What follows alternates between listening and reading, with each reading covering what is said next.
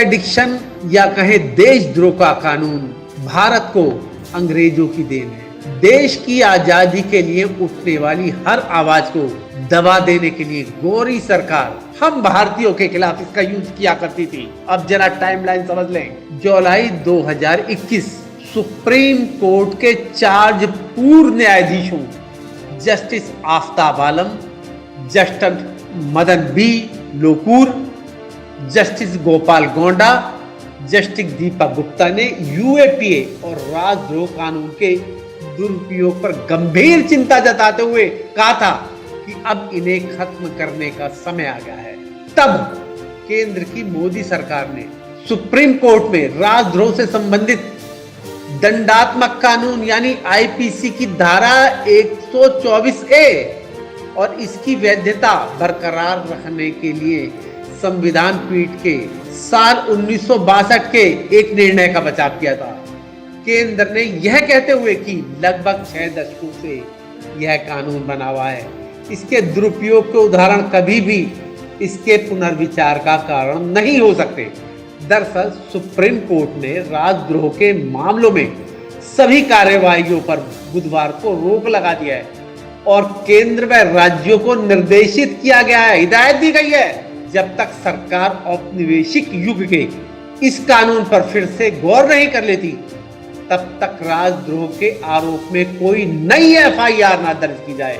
दरअसल हो ये रहा है कि इन दिनों सेडिक्शन 124A की धारा का कुछ जरूरत से ज्यादा यूज खास तौर से अपने विरोधियों पर इस्तेमाल करने के आरोप विपक्ष भाजपा शासित सरकारों पर लगा रहा है। और ऐसा नहीं है कि गैर भाजपाई सरकार दूध की धुली हो वो इसका यूज नहीं कर रही।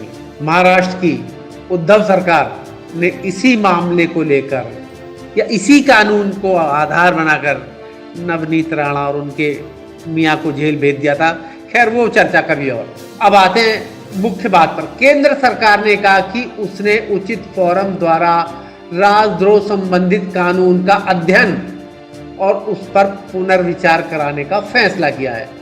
शीर्ष अदालत यानी सुप्रीम कोर्ट राजद्रोह संबंधित कानून की वैधता को चुनौती देने वाली कई याचिकाओं की इन दिनों सुनवाई कर रही है।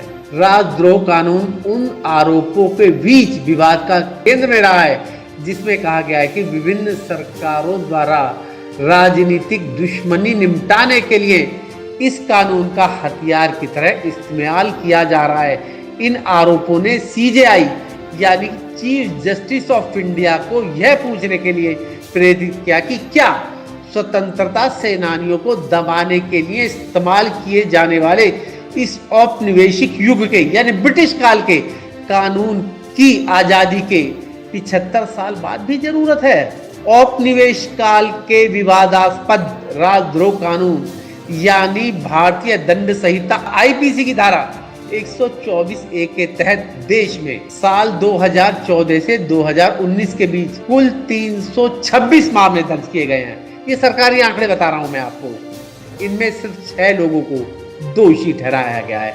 अब लगा लीजिए आप अंदाजा इसी बात से कि किस कदर 124A लोगों पर थोपा गया है।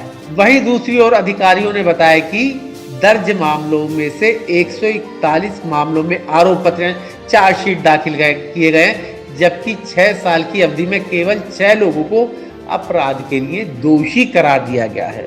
न्यूज़ ट्रैकर के लिए मैं कबीर शर्मा, नई दिल्ली।